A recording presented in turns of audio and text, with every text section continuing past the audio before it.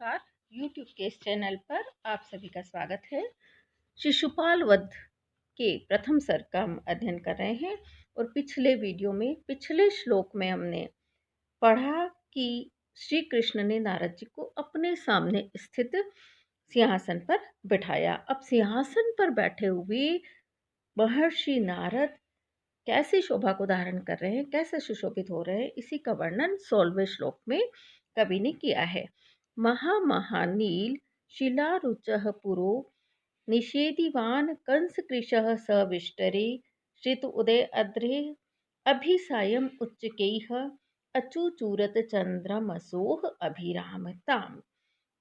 महामहानील, महा यानी विशाल, महानील इंद्रनील मणि, शिला मतलब पत्थर, इंद्रनील का पत्थर, तो विशाल महानील इंद्रनील मणि शिला, महानील शिला अर्थात इंद्रनील मणि के समान रुचः शोभा वाले, कांति वाले, दीप्ति वाले अर्थात नीलवर्णी, श्यामवर्णी और कंस कृशः, कंस का वध करने वाले, कंस के शत्रु श्री कृष्ण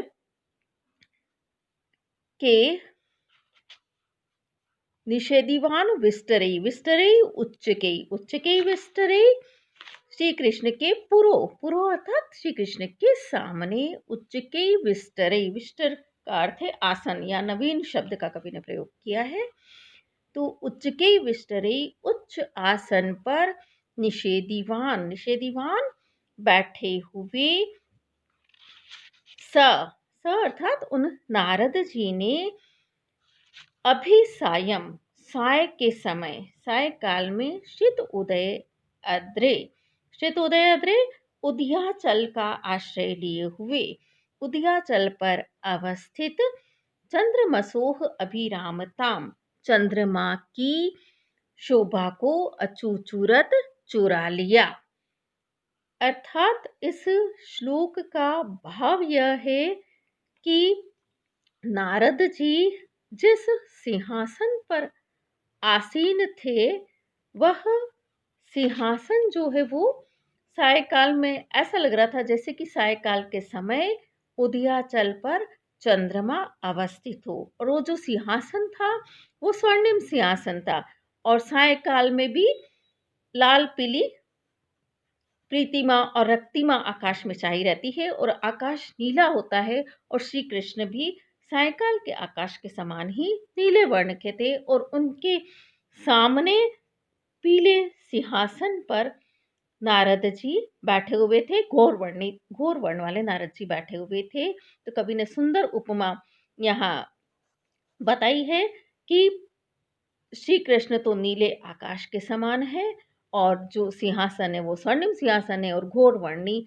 नारद जी ऐसा लग रहा है जैसे कि वो श्वेत सफेद पुंज जो चंद्रमा का है, श्वेत वर्ण वाले चंद्रमा के समान हो, जो उदयाचल पर अवस्थित हो। उदयाचल भी कैसा होता है सायंकाल का, जो हल्की लालिमा पीलीमा लिए हुए होता है, और नीला आकाश हो, नीले आकाश में पीले वर्ण के, लाल पीले वर्ण के उदयाचल पर सफेद चंद्रमा जैसे सुशोभित हो, वैसे ही नीलवर्णी श्री कृष्ण के सामने स्वर्णिम सिंहासन पर घोर वर्ण वाले, श्वेत वर्ण वाले नारद जी विराजमान थे।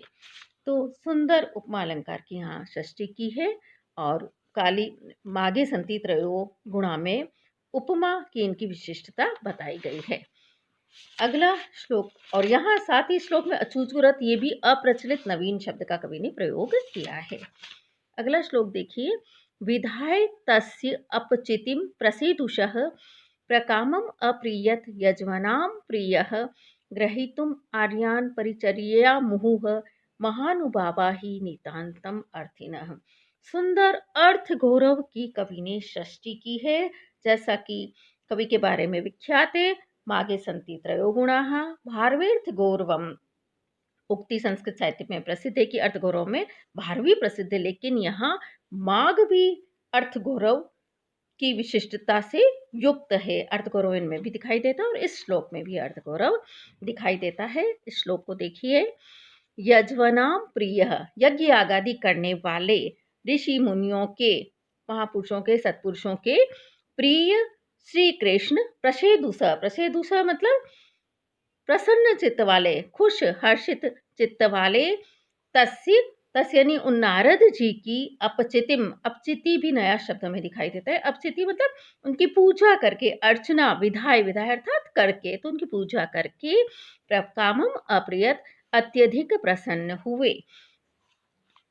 और ही क्योंकि, अब इसमें नीचे सामान्य कथन है इन दोनों पंक्तियों में, ही क्योंकि महानुभावा, महानुभावा यानी अत्यधिक महिमा संपन्न जो लोग होते हैं, महान प्रभाव जिनका सर्वत्र होता है, ऐसे कृष्ण जैसे जो महान प्रभाव से युक्त लोग होते हैं, वह आर्यान, आर्यान मतलब श्रेष्ठ जनों को, नारद जैसे श्रेष्ठ लोगों को, श्रेष्ठ जनों को परिचर्या, परिचर्या पूजा अर्चना के द्वारा, अपनी सेवा के द्वारा, परिचर्या सेवा शुश्रूषा के द्वारा, मुहु, मुहु यानी बार बार, पुनः पुनः, ग्रहीतुम, ग्रहीतुम अपने अनुकूल करने में, उनको प्रसन्न करने में, नितांतम अर्थिनः, नितांतम यानी सदैव, सदा, सदैव ही अर्थिनः इच्छुक होते हैं।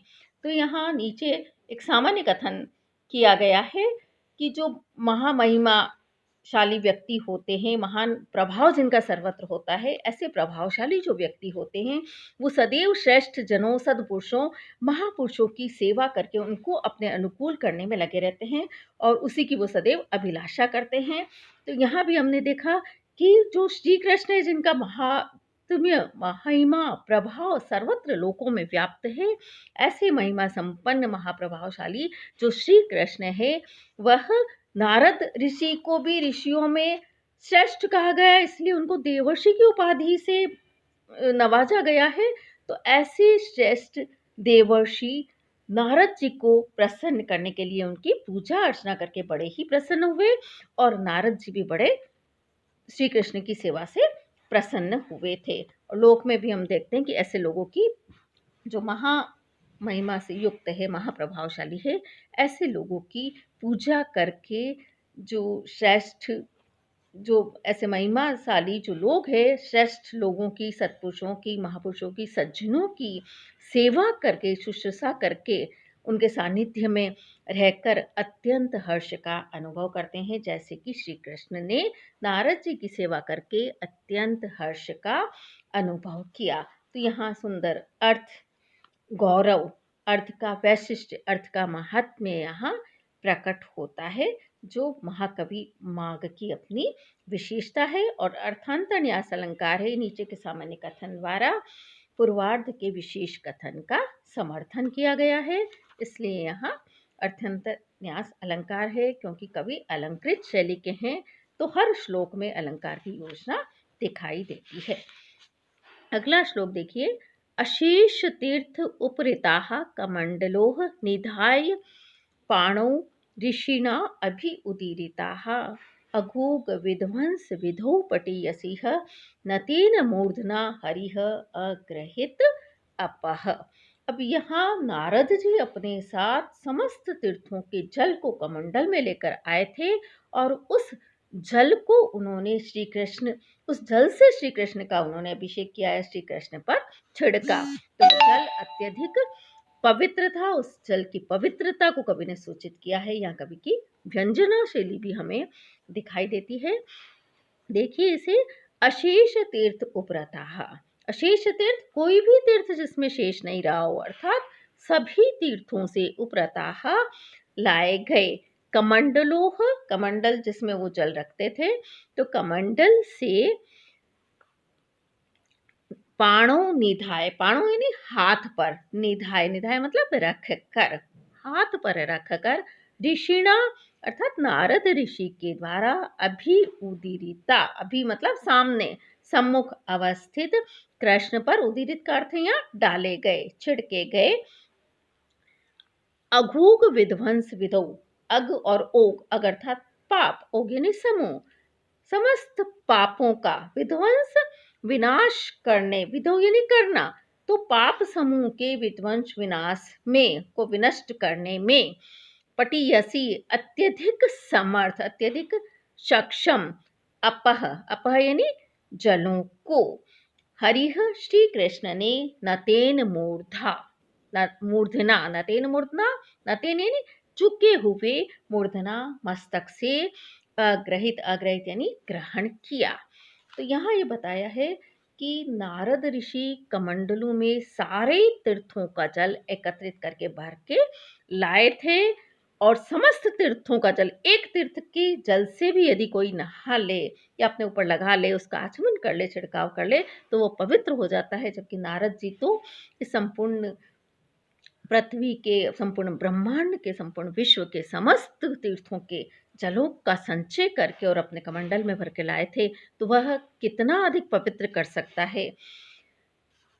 अर्थात अत्यधिक पवित्र उस जल को उन्होंने श्री कृष्ण पर छिड़का या उनका अभिषेक किया। तो जल की पवित्रता भी यहाँ, पवित्रता का आधिक्य यहाँ सूचित होता है। और साथ ही जो जल इतना अधिक समर्थ था कि सारे पापों को, समस्त दुष्कर्मों को, समस्त बुरे कर्मों को मिटाने में, दूर करने में वो समर्थ था। तो ऐसे अत्यधिक सक्षम पाप निवारक उस जल को श्री कृष्ण जी ने भी अपना सिर झुकाकर और बड़ी ही नम्रता से उसको ग्रहण किया। तो यहाँ श्री कृष्ण की अत्यधिक विनम्रता, विनय भाव भी सूचित होता है। अब अगला श्लोक आप देखिए। साथ ही यह व्यंजना शैली, मैंने पहले भी बताया कि कवि ने भी व्यंजना का प्रयोग भी किया है, तो सुंदर व्यंजना शैली का यह उदाहरण है। स कांचने यत्र मुनेः अनुज्ञया नव अम्बुद श्याम तनुः निअविक्षत जिगाय जम्बू जनित श्रियः श्रियं सुमेरु शृंगस्य तदा तदासनम। हमने देखा कि पिछले श्लोक में नारद जी आसन पर बैठे हुए कैसे सुशोभित हो रहे थे, सिंहासन पर बैठे हुए कैसे सुशोभित हो रहे थे, उसका वर्णन किया। यहाँ इस श्लोक में कवि ने कृष्ण सिंहासन पर बैठे हुए कैसे शोभा दे रहे थे, इसका सुंदर चित्रण यहाँ कवि ने किया है। क्योंकि कृष्ण ही इस महाकाव्य के नायक है और उनके सौंदर्य, उनकी विशिष्टताओं को प्रतिपादित करना भी कवि धर्म है। स कांचने नव अम्बुद श्याम तनुः, नव अम्बुद नवीन जल से भरे हुए, पूरे कृष्णवर्णी जो जल से भरा हुआ ऐसे काले मेघ के समान, श्याम तनुः श्याम वर्ण वाले, श्याम वर्णी शरीर वाले, सह कृष्ण ने मुनेह, मुनि की अनुज्ञया, मुनेह अनुज्ञा, मुनि की आज्ञा से, कांचने, कांचन स्वर्ण आभा से युक्त, स्वर्णिम मुनि की आज्ञा से, स्वर्णिम कांचने यत्र, स्वर्णिम जिस सिंहासन पर, जिस सिंहासन पर वो बैठे थे, तो जम्बू जनित श्रियः, जम्बू जनित जम्बू फल, जामुन के फल से उत्पन्न शोभा वाले, सुमेरु श्रृंगस्य, सुमेरु श्रृंगस्य सुमेरु पर्वत के शिखर की, श्रियम शोभा को, तदा उस समय, तद आसनम जिगाए उस आसन ने धारण किया। तात्पर्य यह है कि जब नारद मुनि का आदेश पाकर जिस स्वर्णिम सिंहासन पर काले जल से भरे हुए मेघ के समान श्याम वर्णी, कृष्ण वर्णी श्री कृष्ण जी न्यविक्षत, न्यविक्षत मतलब बैठे थे, तो उस समय उस आसन की शोभा कैसी थी और उस आसन से युक्त श्री कृष्ण कैसे प्रतीत हो रहे थे, सुंदर उपमा के द्वारा बताया है कि तदा तब तदासनम, उस आसन ने, उस स्वर्णिम सिंहासन ने ऐसी शोभा को धारण किया जैसे कि सुमेरु पर्वत के, सुमेरु श्रृंग से सुमेरु पर्वत के शिखर पर जामुन का फल जैसे सुशोभित होता है, जम्बू जनित जामुन के फल से उत्पन्न शोभा वाले सुमेरु श्रृंग से सुमेरु पर्वत के शिखर की श्रियम शोभा को जिगाए उत्पन्न किया। ठीक है ना, ऐसे स्वर्णिम सिंहासन पर बैठे हुए कृष्णवर्णी जो श्री कृष्ण है वह ऐसे सुशोभित हो रहे थे जैसे कि सुमेरु पर्वत के शिखर पर काला जामुन रखा हुआ हो, और उससे जैसा सुमेरु पर्वत सुशोभित होता है वैसा ही उस समय वह स्वर्णिम सिंहासन भी सुशोभित हो रहा था। तो यहाँ भी सुंदर उपमा अलंकार की कवि ने सृष्टि की है। उपमा कालिदास से जैसे कालिदास की उपमा प्रसिद्ध है, ऐसे ही माघे सन्ति त्रयोगुणा द्वारा संस्कृत साहित्य में माघ की उपमाएं भी विख्यात हैं। अगला देखिए, और एक और इनकी जो विशेषता है कि इन्होंने लुंग लकार का अत्यधिक प्रयोग किया है।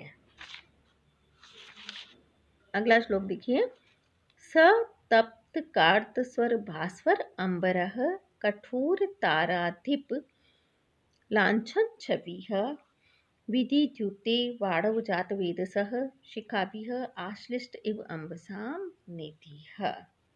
यहाँ श्री कृष्ण को समुद्र के समान बताया है। 20वें श्लोक में समुद्र से उनकी उपमा दी गई है। जैसे समुद्र नील वर्णी होता है, नीले जल वाला होता है, जल का जो रंग है वो नीला होता है, और उसमें वाड़वाग्नि से उत्पन्न जो ज्वालाएं निकल रही होती वो पीली होती है।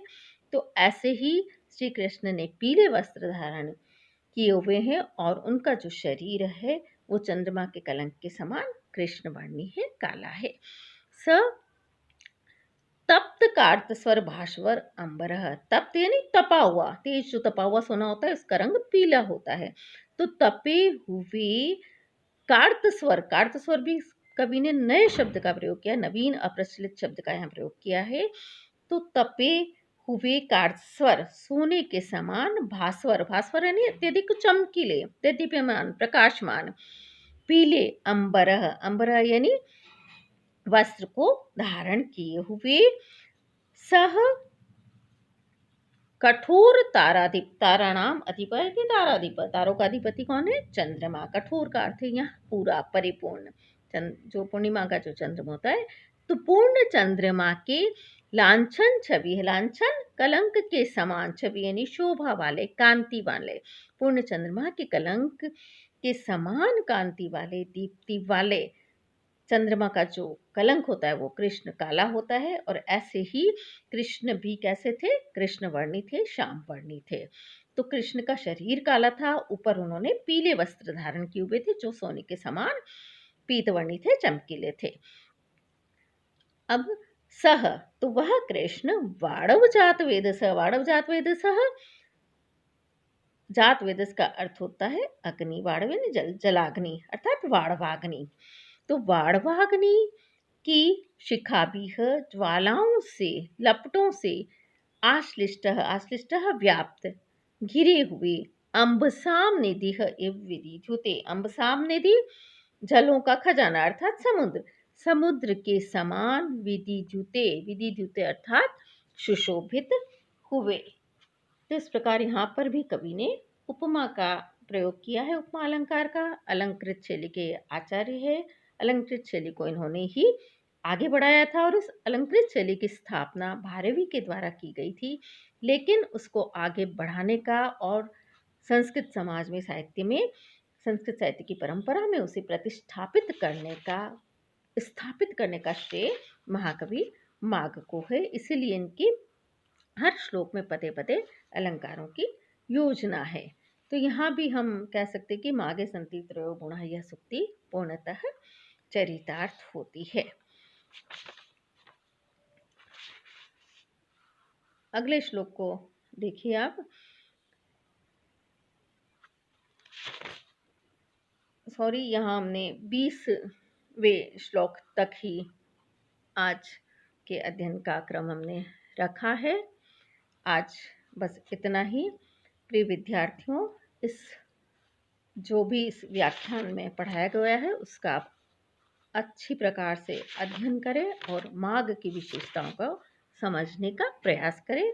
आगे हम 21वें श्लोक से अगले वीडियो में प्रारंभ करेंगे। धन्यवाद।